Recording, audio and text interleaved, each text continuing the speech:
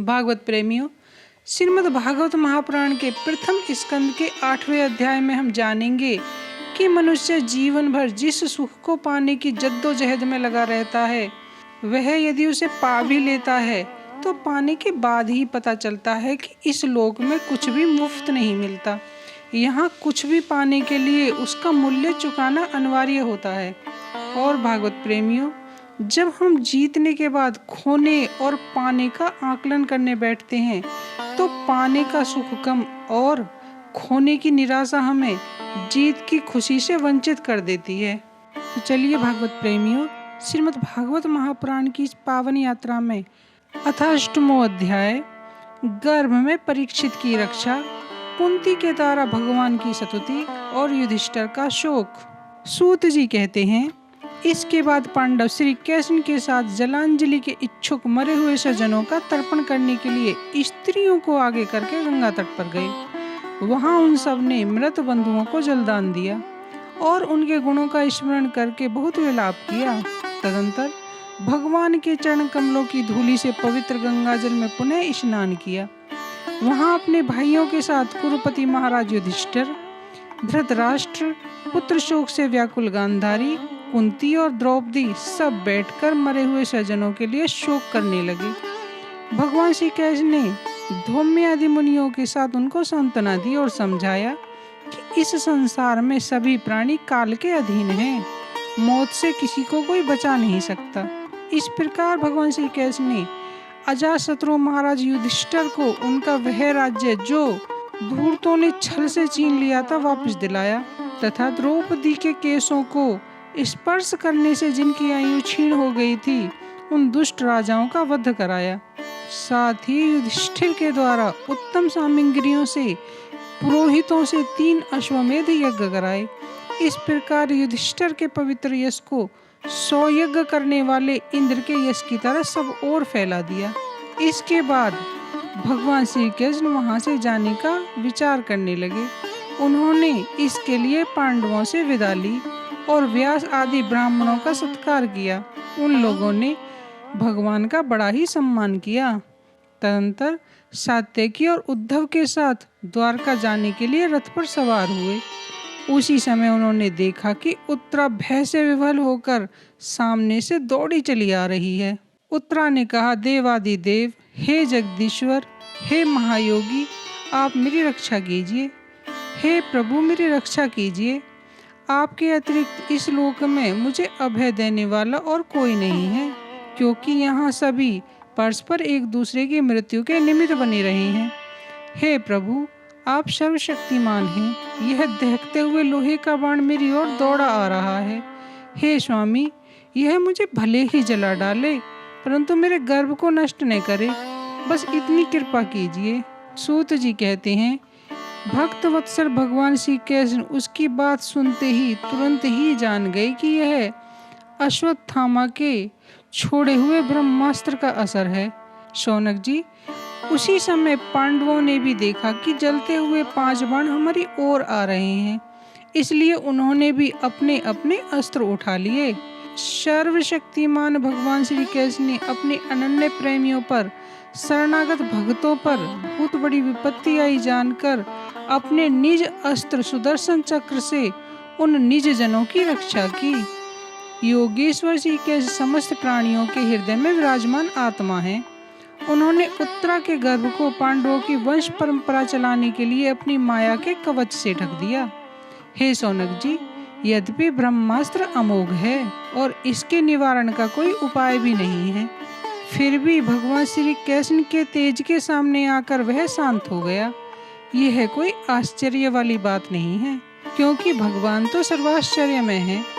वे ही अपने निज शक्ति माया से स्वयं अजन्मा होकर भी इस संसार की सृष्टि, रक्षा और संहार करते हैं। जब भगवान श्री कृष्ण द्वारका जाने लगे तब ब्रह्मास्त्र की ज्वाला से मुक्त अपने पुत्रों के और द्रौपदी के साथ सती कुंती ने भगवान श्री कृष्ण की इस प्रकार स्तुति की।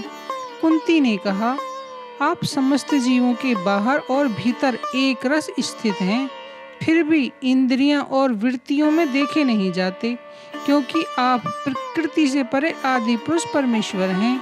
मैं आपको नमस्कार करती हूँ। इंद्रियों से जो कुछ जाना जाता है उसकी तह में आप विद्यमान रहते हैं और अपनी ही माया के पर्दे से अपने को ढके रहते हैं।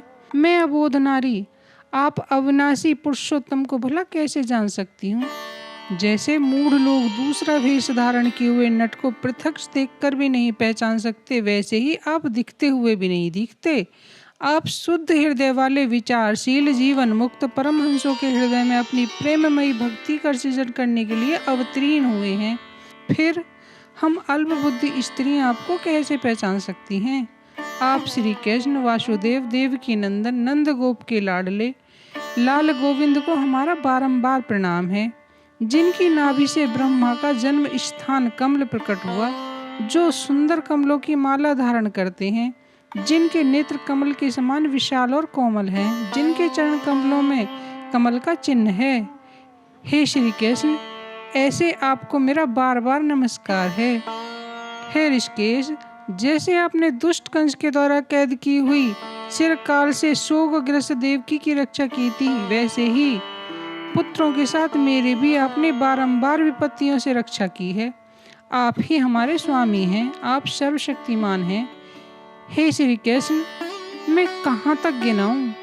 विष के लाक्षागृह के भयानक आग से, हिडेम्बादी राक्षसों की दृष्टि से, दुष्टों से, दूत सभा से, वनवास की विपत्तियों से और अनेक बार युद्ध में अनेक महारथियों से, शस्त्र अस्त्रों से और अभी अभी इस अश्वत्थामा के ब्रह्मास्त्र से भी आपने हमारी रक्षा की है। हे जगत गुरु, हमारे जीवन में सर्वदा पद पद पर विपत्तियां आती रहें, क्योंकि विपत्तियों में ही निश्चित रूप से आपके दर्शन हुआ करते हैं और आपके दर्शन हो जाने पर फिर जन्म मृत्यु के चक्कर में नहीं आना पड़ता। ऊंचे कुल में जन्म, ऐश्वर्य, विद्या और संपत्ति के कारण जिनका घमंड बढ़ रहा है, वह मनुष्य तो आपका नाम भी नहीं ले सकता, क्योंकि आप तो उन लोगों को दर्शन देते हैं जो अकिंचन हैं। आप निर्धनों के परम धन हैं। माया का प्रपंच आपको स्पर्श भी नहीं कर सकता। आप अपने आप में ही विहार करने वाले परम शांत स्वरूप हैं। आप ही केवल मोक्ष के अधिपति हैं। आपको मैं बार बार नमस्कार करती हूँ। मैं आपको अनादि अनंत सर्वव्यापक सबके नियंता काल रूप परमेश्वर समझती हूँ। संसार के समस्त पदार्थ और प्राणी आपस में टकराकर विषमता के कारण परस्पर विरुद्ध हो रहे हैं, परंतु आप सब में समान रूप से विचर रहे हैं। हे भगवान, आप जब मनुष्यों की सी लीला करते हैं तब आप क्या करना चाहते हैं यह कोई नहीं जानता। आपका कभी कोई न प्रिय है और न कोई अप्रिय। आपके संबंध में लोगों की बुद्धि ही विषम हुआ करती है। आप विश्व की आत्मा हैं, विश्व रूप हैं। न आप जन्म लेते हैं और न कर्म ही करते हैं, फिर भी पशु पक्षी मनुष्य ऋषि जलचर आदि में आप जन्म लेते हैं और उन योनियों के अनुरूप दिव्य कर्म भी करते हैं। यह आपकी लीला ही तो है। जब बचपन में आपने दूध की मटकी फोड़कर यशोदा मैया को खिंचा दिया था और उन्होंने आपको बांधने के लिए हाथ में रस्सी ली थी, तब आपकी आंखों में आंसू छलक आए थे, काजल कपोलों पर बह चला था, नेत्र चंचल हो रहे थे और भय की भावना से आपने अपने मुख को नीचे की ओर झुका लिया था। आपकी इस दशा का लीला छवि का ध्यान करके मैं मोहित हो जाती हूँ। भला जिसके भय से भय मानता है उसकी यह दशा। आपने अजन्मा होकर भी जन्म क्यों लिया है, इसका कारण बतलाते हुए कोई महापुरुष यूँ कहते हैं कि जैसे मलयांचल की कीर्ति का विस्तार करने के लिए उसमें चंदन प्रकट होता है, वैसे ही अपने प्रिय भक्त पुण्य श्लोक राजा यदु की कीर्ति का विस्तार करने के लिए ही आपने उनके वंश में अवतार ग्रहण किया है। दूसरे लोग यूँ कहते हैं कि वासुदेव और देवकी ने पूर्व जन्म में शुतपा और प्रश्नी रूप में आपसे यही वरदान प्राप्त किया था, इसलिए आप अजन्मा होते हुए भी जगत के कल्याण और दैत्यों के नाश के लिए उनके पुत्र बने हैं। कुछ और लोग यूँ कहते हैं कि पृथ्वी दैत्यों के अत्यंत भार से समुद्र में डूबते हुए जहाज की तरह डगमगा रही थी, पीड़ित हो रही थी तब ब्रह्मा जी की प्रार्थना से उसके भार उतारने के लिए आप यहाँ प्रकट हुए। कोई महापुरुष ये कहते हैं कि जो लोग इस संसार में अज्ञान, कामना और कर्मों के बंधन से जकड़े हुए पीड़ित हो रहे हैं, उन लोगों के लिए श्रवण और स्मरण करने योग्य लीला करने के विचार से ही आपने अवतार ग्रहण किया है। भक्तजन बार बार आपके चरित्र का श्रवण, गान, कीर्तन और स्मरण करके आनंदित होते रहते हैं। वे ही अविलंब आपके उस चरण कमल का दर्शन कर पाते हैं जो जन्म मृत्यु के प्रभाव को सदा के लिए रोक देता है। भक्त वात्सल्य कल्पतरु प्रभु, क्या अब आप अपने आश्रित और संबंधी हम लोगों को छोड़कर जाना चाहते हैं? आप जानते हैं कि आपके चरण कमलों के अतिरिक्त हमें और किसी का सहारा नहीं है। पृथ्वी के राजाओं के तो हम यूं ही विरोधी हो गए हैं। जैसे जीव के बिना इंद्रियां शक्तिहीन हो जाती हैं, वैसे ही आपके दर्शन के बिना यदुवंशियों के और हमारे पुत्र पांडवों के नाम तथा रूप का अस्तित्व ही क्या रह जाता है। हे गदाधर, आपके विलक्षण चरण चिन्हों से चिन्हित यह कुरुजांगल देश की भूमि आज जैसी शोभायमान हो रही है, वैसी आपके चले जाने के बाद नहीं रहेगी। आपकी दृष्टि से प्रभाव से ही यह देश पकी हुई फसल और लता वृक्षों से समृद्ध हो रहा है। ये वन, पर्वत, नदी और समुद्र भी आपकी दृष्टि से ही वृद्धि को प्राप्त हो रहे हैं। आप विश्व के स्वामी हैं, विश्व के आत्मा हैं और विश्व रूप हैं। हे भगवान, यदुवंशी और पांडवों में मेरी बड़ी ममता हो गई है। आप कृपा करके स्वजनों के साथ जोड़े हुए इस स्नेह की दृढ़ फांसी को काट दीजिए। हे श्री कृष्ण, जैसे गंगा की अखंड धारा समुद्र में गिरती रहती है, मुझे आशीर्वाद दीजिए वैसे ही मेरी बुद्धि किसी दूसरी ओर में न जाकर निरंतर आपसे प्रेम करती रहे।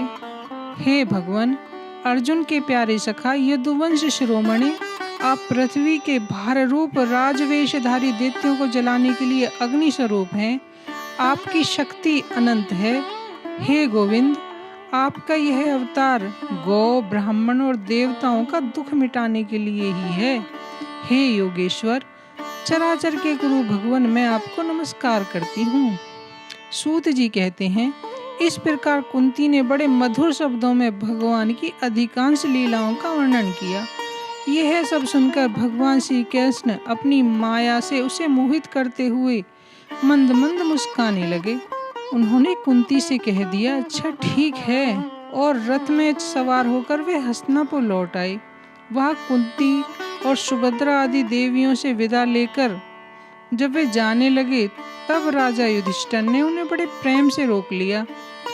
राजा युधिष्ठिर को अपने भाई बंधुओं के मारे जाने का बड़ा शोक हो रहा था। भगवान की लीलाओं का मर्म जानने वाले व्यास और महर्षियों ने और स्वयं अद्भुत चरित्र करने वाले भगवान श्री कृष्ण ने भी अनेक इतिहास कहकर उन्हें समझाने की बहुत चेष्टा की, परंतु उन्हें सांत्वना न मिली।